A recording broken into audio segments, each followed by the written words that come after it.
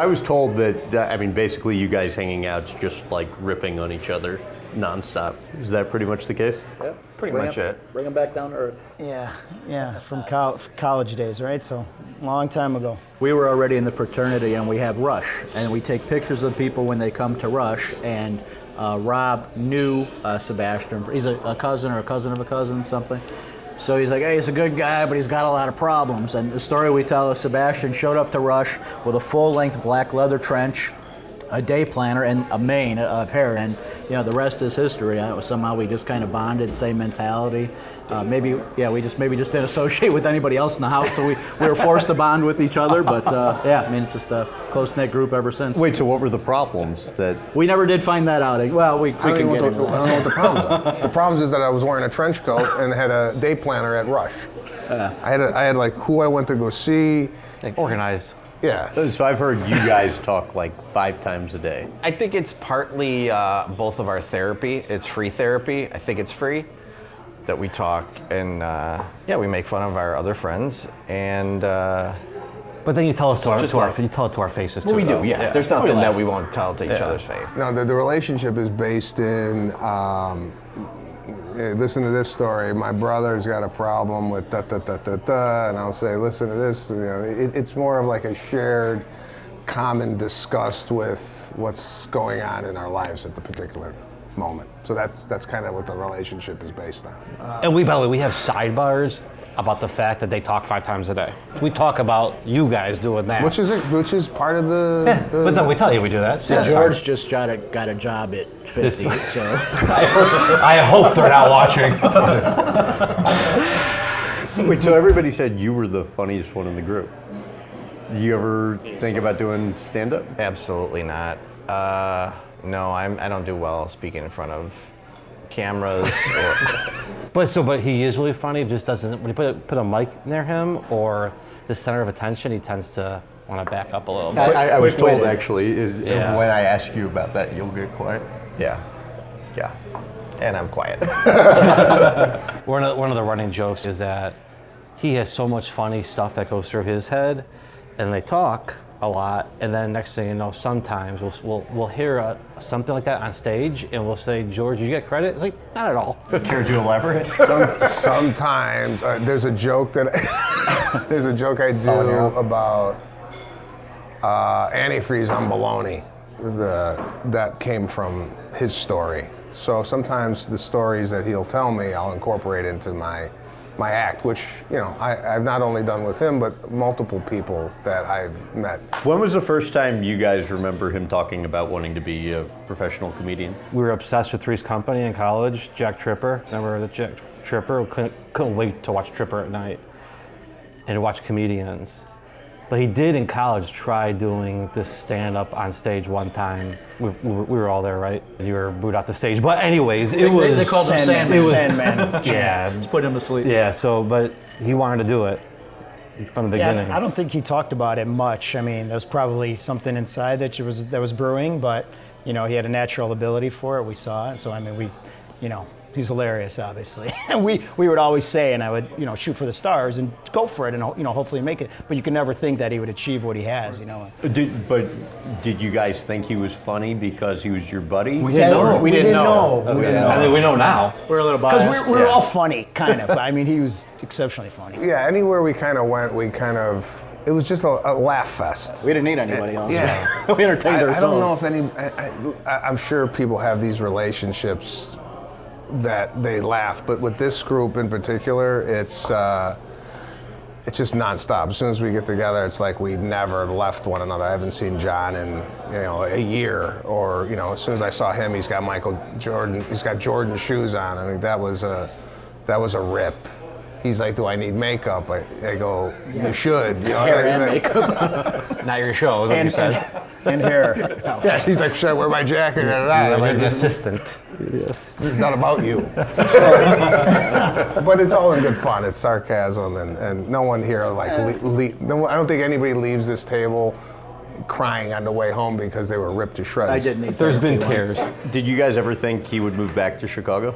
No. No? I think it was a process, and maybe initially we thought, all right, if it doesn't work out, he'll come back. But as he started getting his footwork and his foundation, there was no way. His mom moved out there, his sister moved out there, and then his mom moved out there, and Yeah, but I think early on, I mean, we didn't know if he was going to be successful. I think, yeah, of course, we were like, he might move back. I mean, I thought he might move back. Yeah. Was there a moment you guys thought this isn't going to work out for him?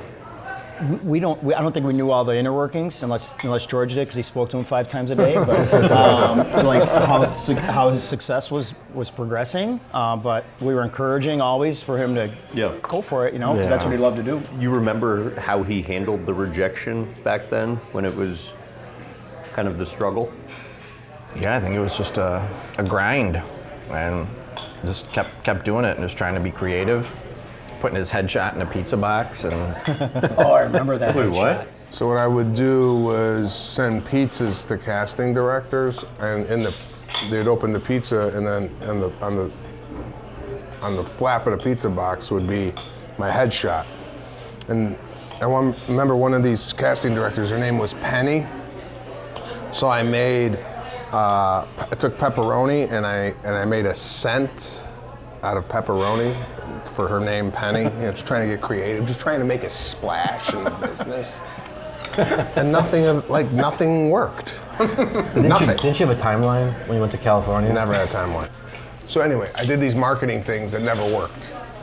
And if I would have given myself a time frame, I would have never really realized my full potential. So if I said, I'm going to give myself 5 years, nothing happens after 5 years, I'm going to come home, it was kind of set me up for failure. So it was kind of like comedy or bust for me. How about funniest or most embarrassing Sebastian story that most people don't know about? When he started in comedy, he'd be at the Stardust Hotel. He would ask me to take the camcorder and be in the back of the auditorium, the theater, and record. And then he'd look at it afterwards and say, you messed this up. I'm like, I don't do this for a living. Like, I don't know how to videotape. I'm in pharmaceuticals. I am not a videographer.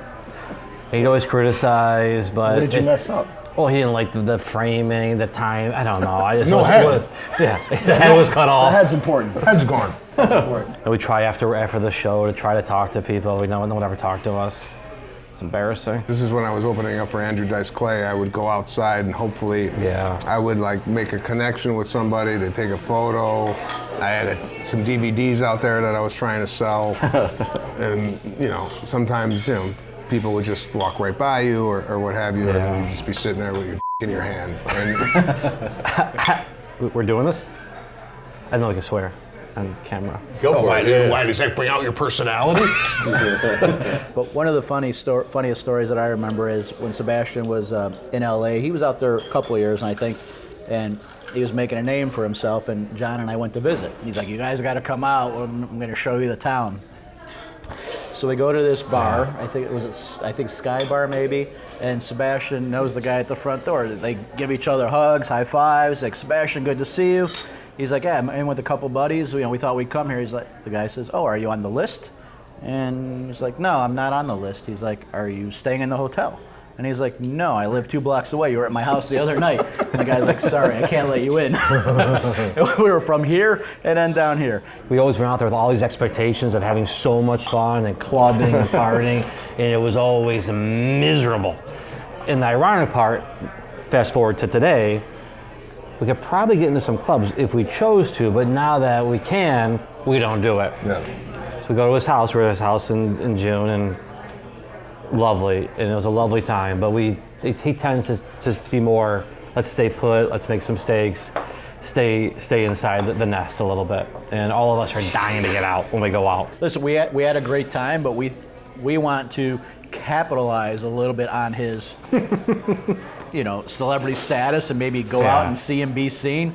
I'm not a big go out guy. Yeah. We go out, we'll have a little pizza, and we go home. These guys want to go out till 3 o'clock in the morning. So how has married life changed the game for you guys? I think everybody has their own thing with their kids and their family, and they're going this way and they're going that way. So for this to kind of happen as frequently as maybe we would want, maybe is not available, just because everybody has got their own lives. But as I said in the beginning, when we all do get back together, And for me to have this support system back home, these guys came to like every show when there was like nobody in the audience. Zanies and on Wells when there was 53 people, you know, they were half of the audience. These guys were there when comedy wasn't even a part of my life. So to have them there now, I brought these guys up on stage, and you know, the last time I was at the United Center. How cool was that, by the way? Unexpected, yeah. It was neat. Yeah, it was very cool.